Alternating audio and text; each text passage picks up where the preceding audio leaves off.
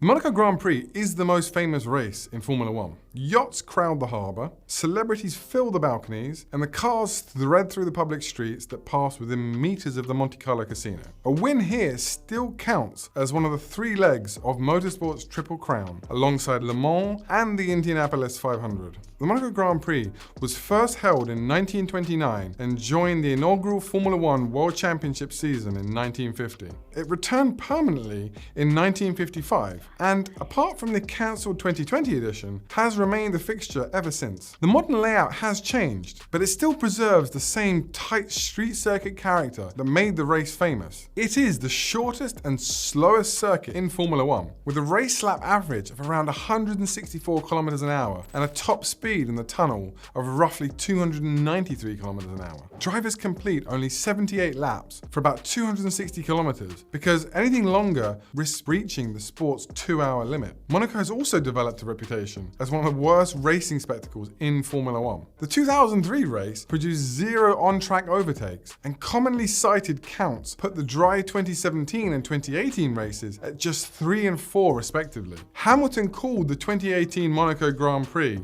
the most boring race he had ever taken part in, and after finishing 7th in 2021, he again complained that racing there offered little chance to pass. The criticism keeps growing while the race keeps its place on the calendar. Modern Formula One cars are wider, longer, and more aerodynamically sensitive than the machines Monaco was designed around, and the streets have changed remarkably little since the first race nearly a century ago. That gap between the prestige of the event and the quality of the racing is the question worth examining. Monaco trades on history, glamour, and the money to justify a Sunday afternoon where the fastest drivers often finish exactly where they started. So, how did Formula One's crown jewel become its problem child? Let's find out how Monaco became untouchable. The Monaco Grand Prix exists because the Automobile Club de Monaco had a credibility problem. In the 1920s, the club held an international sporting license, but ran its main motorsport event, the Rally Monte Carlo, almost entirely outside the Principality. The Commission Sportive Internationale told the club it needed to host a major race inside Monaco itself to keep it standing. Anthony Noët, the cigarette manufacturer's son who ran the club, took on the task. He drew up a course through the public streets and secured the backing of Prince Louis II. Louis Chiron, the Monegasque racing driver who'd become a star in the European circuits, supported the plan and gave it credibility with the drivers. The first Monaco Grand Prix ran on the 14th of April 1929 over 100 laps of a 3.145 kilometer street course. William Grover Williams won in a Bugatti Type 35B painted in what later became known as British Racing Green. His average speed was around 80 kilometers an hour, and the race took nearly 4 hours to complete. The event drew strong fields through the 1930s. Pre-war crowds were reported to reach around 100,000 people, with spectators packed into balconies, hotel rooftops, and the hills above the harbour. Drivers like Tazio Nuvolari and Rudolf Caracciola won here, and a victory at Monaco was already treated as something separate from a normal Grand Prix result. Monaco joined the first Formula One championship season in 1950. Juan Manuel Fangio won that race in an Alfa Romeo 158, lapping the entire field except for second place Alberto Ascari. The race dropped off the calendar for a few years afterwards, returned in 1955, and has run every season since. Graham Hill won the race 5 times in the 1960s and picked up the nickname Mr. Monaco.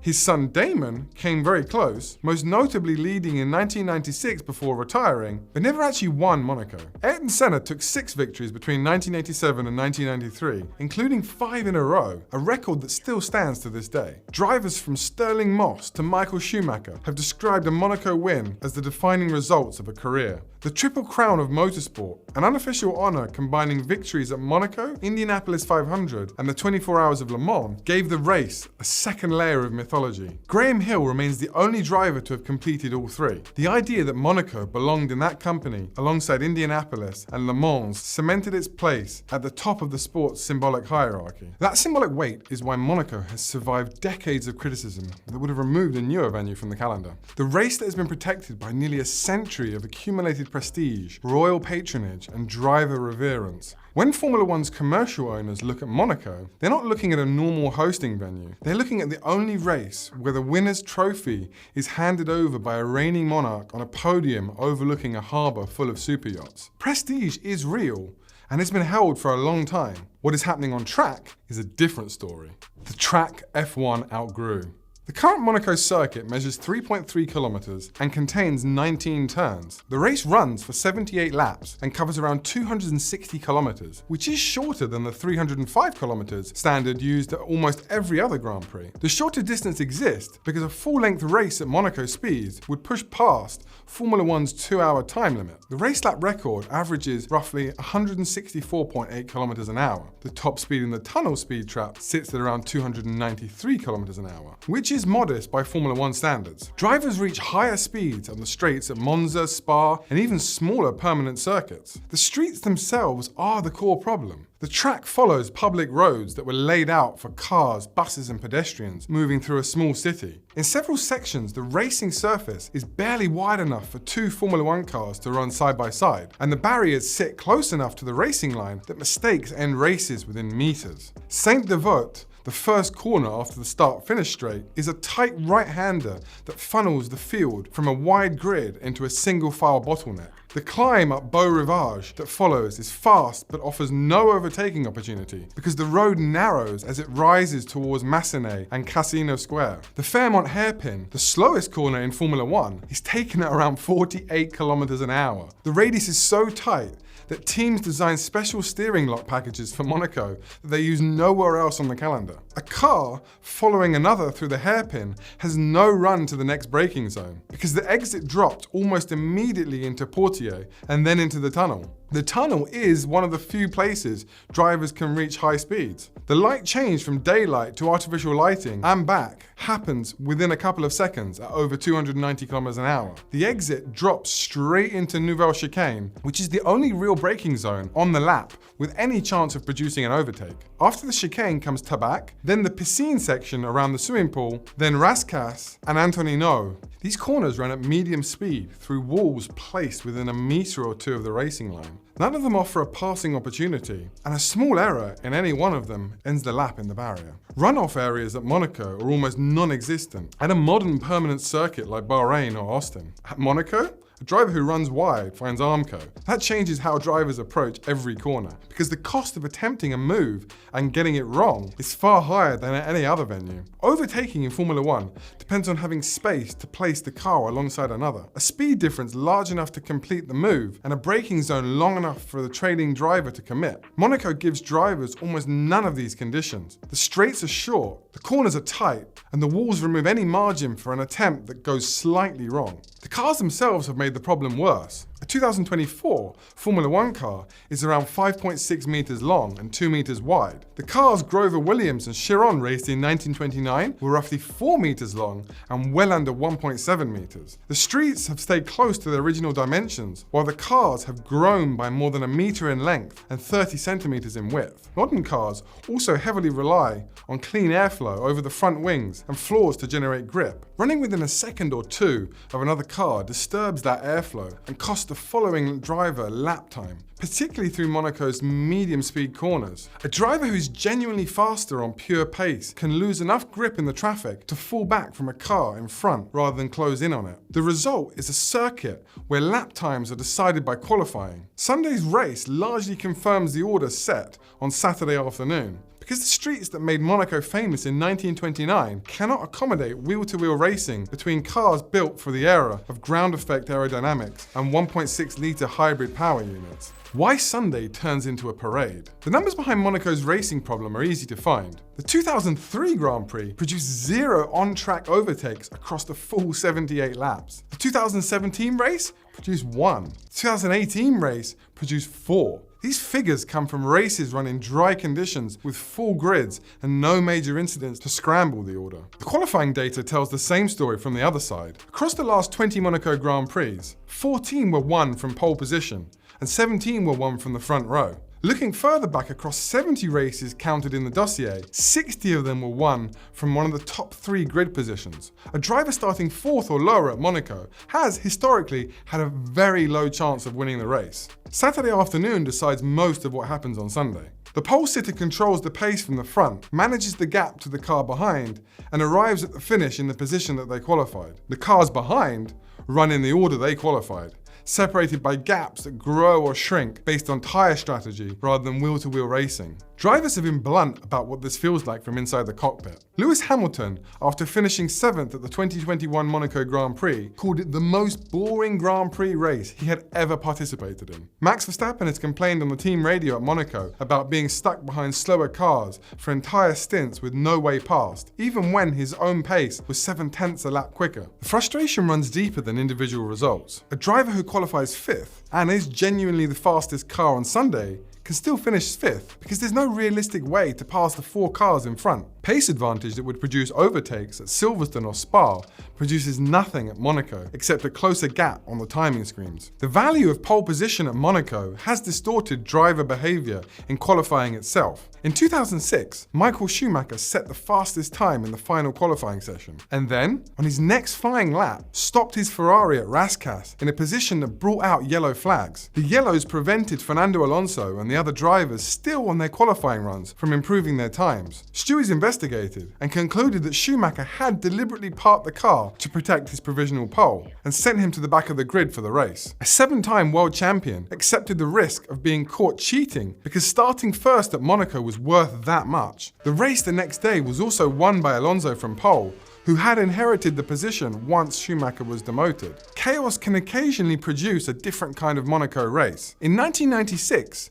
Olivier Panis won for Ligier from 14th on the grid in heavy rain. Only 3 cars were still at the finish. Damon Hill led most of the race before his engine failed. Jean Alesi retired with a broken suspension, and attrition handed Panis his only Formula 1 victory. It remains the lowest grid position ever converted into a Monaco win. That result is held up as proof that Monaco can still deliver drama. It is also 30 years old, ran in conditions that produced more retirements than finishers and required almost every front-running driver to brake or crash. A dry Monaco Grand Prix with reliable modern cars does not produce a Panis-style result. The central appeal of Formula 1 is watching faster cars find a way past slower ones. Overtakes between teammates, between championship rivals, between a recovering car and the midfield all give the race its narrative shape. Monaco strips that out and replaces it with a procession in qualifying order, broken only by pit stops and the occasional safety car. The 2022 race added a further wrinkle when Sergio Perez won from 3rd on the grid after Ferrari mishandled a pit stop sequence for Charles Leclerc in changing weather. The decisive moves happened in the pit lane, not on the track. That has become the pattern for Monaco's recent finishes. The price of keeping Monaco alive. Monaco has killed drivers, swallowed cars into the harbour, and forced organisers to rebuild sections of the circuit after almost every serious incident. The race has survived for nearly a century because the layout has been patched, moved, and reinforced in response to each new disaster. The 1950 World Championship race produced the first major incident of the modern era. On the opening lap, a wave from the Mediterranean broke over the wall at Tabac and washed seawater across the track. Giuseppe Farina lost control on the wet surface, and the cars behind piled into the wreckage. 9 cars were eliminated in a single corner. Juan Manuel Fangio, leading at the front, was warned by the crowd's reaction at the next lap and slowed down enough to thread through the debris. In 1952, Luigi Fagioli crashed in the tunnel during practice for a sports car event held on the Monaco circuit. He suffered serious injuries and died in hospital 3 weeks later. The tunnel was already understood as one of the most dangerous sections of any street course in Europe. The 1955 Grand Prix delivered one of the circuit's most photographed accidents. Alberto Ascari, running second after Fangio retired, lost control at the chicane on the harbour front and went straight through the straw bales into the water. Frogmen stationed at the harbour for exactly that scenario pulled him out within seconds. He survived with just a broken nose and minor injuries, and then died 4 days later testing a Ferrari sports car at Monza. The worst Formula 1 incident at Monaco came in 1967. Lorenzo Bandini, chasing Denny Hulme for the lead, clipped the barrier at the harbour chicane on lap 82. His Ferrari overturned and caught fire. Rescue crews took minutes to reach him through the straw bales, and reporters lined the corner. Bandini was pulled from the wreck with severe burns and died 3 days later. The chicane where Bandini crashed was moved for the following season. Steel Armco barriers began replacing straw bales and sandbags from 1969 onwards, and the installation expanded year by year through the 1970s. These barriers made the circuit safer in the sense that cars no longer flew through the harbour or through spectators, while also narrowing the visual and physical space available to the drivers. In the 1970s, land reclamation along the harbour allowed the circuit to be withdrawn around the new pit lane. The piscine section was added around the newly built swimming pool complex, and the corners now known as Rascasse and Antony Nog were laid out at the end of the lap. The configuration from that period is essentially the one drivers race today. In 1986, organisers built the Nouvelle Chicane at the end of the tunnel exit. The original chicane had been a fast left, right flick onto the harbour front, and cars exiting the tunnel at over 280 km an hour had little margin if anything went wrong. The new chicane forced a hard braking zone immediately after the tunnel, slowing cars from the tunnel speed down to around 90 km an hour before the harbour section. The pit complex was rebuilt for the 2003 and 2004 seasons. The previous pit lane had been a temporary arrangement along the start-finish straight, with garages so small that some teams operated out of marquees. The new layout gave teams permanent garage structures and moved the pit exit to a safer merge point onto the racing line. In 2015, Max Verstappen crashed his Toro Rosso into the back of Romain Grosjean's Lotus on the approach to Saint-Devote. The Toro Rosso ended up stranded against the barrier at the entry of the corner, blocking the racing line and forcing a safety car. Organisers moved the barriers at Tabac and reviewed several other sections after a separate incident the same weekend left the car wedged against a wall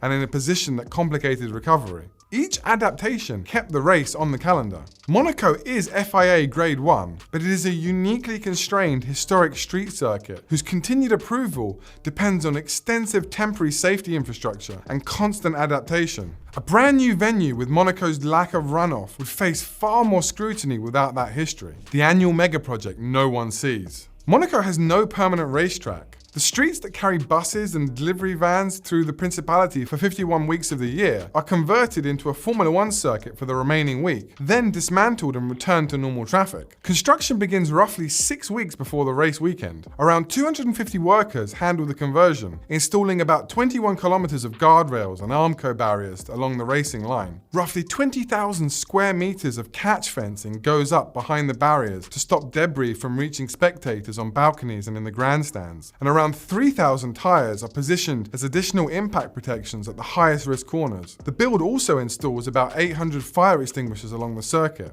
Because the streets offer almost no runoff, a car fire has to be reached on foot within seconds. 9 mobile cranes are positioned around the lap to lift crashed cars off the circuit. At a permanent circuit, a stranded car can often be wheeled into a gravel trap or pushed behind a barrier. At Monaco, the wreck has to be lifted vertically over the Armco because there's nowhere else for it to go. The paddock presents its own problem. Team transporters that park directly behind the garages at every other Grand Prix cannot fit at Monaco. Trucks deliver equipment to a compressed paddock area along the harbour, unload, and then drive back out of the Principality to park elsewhere along the French Riviera for the weekend. Spare parts, hospitality structures, and bulk materials are stored in warehouses in Nice and across the border in Italy, shuttled in as needed. The garages themselves are tighter than at any other race on the calendar. Engineers work shoulder to shoulder with mechanics from rival teams across narrow lanes, and some hospitality units are built on barges moored in the harbour because there's just no land available for them. Public roads along the circuit are closed in stages rather than all at once. Sections of the tracks reopen to civilian traffic between sessions on Thursday and Friday morning, meaning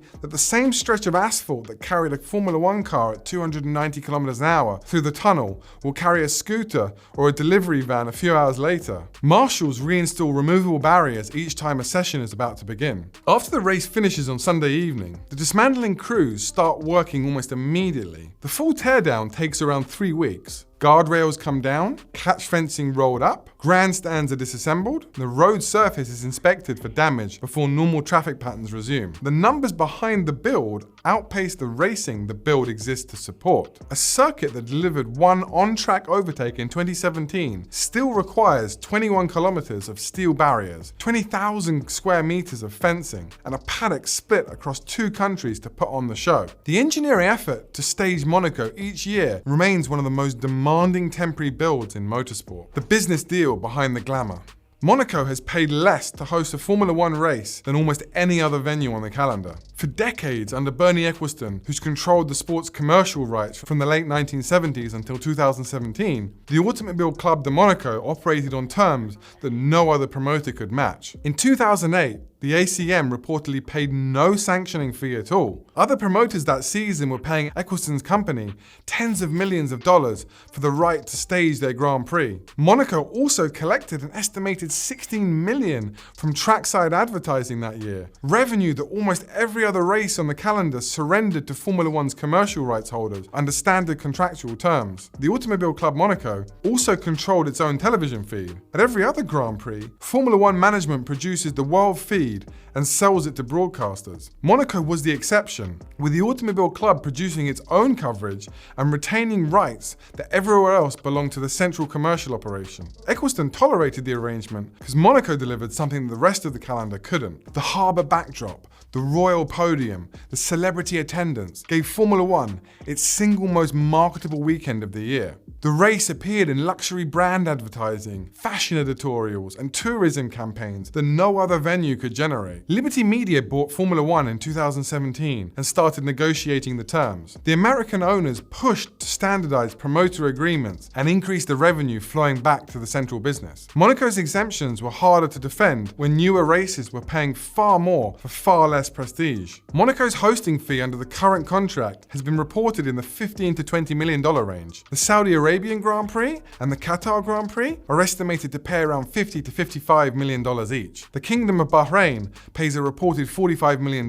Monaco's fee remains low by comparison, but it was no longer the free pass it was under Ecclestone. Monaco's near-term future is now secure. Formula One has now extended the Monaco Grand Prix up until 2035 inclusive, with the race moving to a June calendar slot from 2026. The unique television rights arrangement is being folded back into Formula One management's standard production model. Trackside advertising terms have moved closer to the commercial template used at other races too. The local stakes explain why the Principality fought so hard to keep the race. Official grandstand capacity at Monaco is around 37,000 seats. Total attendance across the weekend is estimated at roughly 200,000 once the balconies, hotel room, yachts, and general circulation are counted. Race day alone brings in around 100,000 people into a Principality with a permanent population of only just 39,000 people. Hotel rates tripled during Grand Prix weekend. Yacht berths at Port Hercule are booked years in advance, with the largest mooring positions running into the hundreds of thousands of euros for the week. Sponsor activations along the harbour generate revenue that flows through the local economy long before the cars arrive. Michel Boeri, the long-serving president of the Automobile Club de Monaco, warned during the renegotiation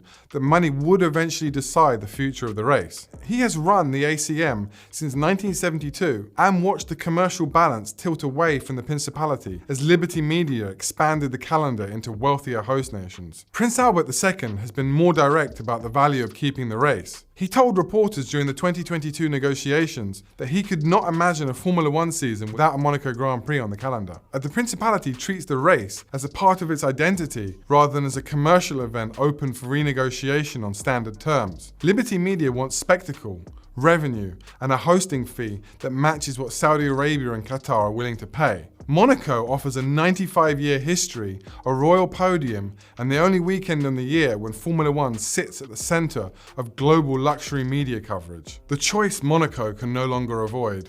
One possible future runs through the Portier Cove land reclamation project. The development is adding around 15 new acres to the Principality at a cost of roughly €2 billion, and Prince Albert II has hinted that a future layout change could be considered once the new land is available. However, there are no concrete redesign plans on the table yet. Three pressures are now converging on the race. The circuit may have to be redrawn to give modern Formula One cars room to overtake, which would mean breaking with a layout that has stayed close to its 1929 shape. Monaco may have to pay a hosting fee closer to what Saudi Arabia and Qatar already pay, and surrender more of its commercial control it kept under Ecclestone. Formula One owners may have to accept that the most iconic event on the calendar produces one of the weakest races of the season. Monaco delivers a bad modern race because the cars have outgrown the streets. Those same streets are why a win there still defines a career. Monaco is Formula One's best postcard and one of its worst races, and the sport has not yet decided what to do about it. Thank you for watching.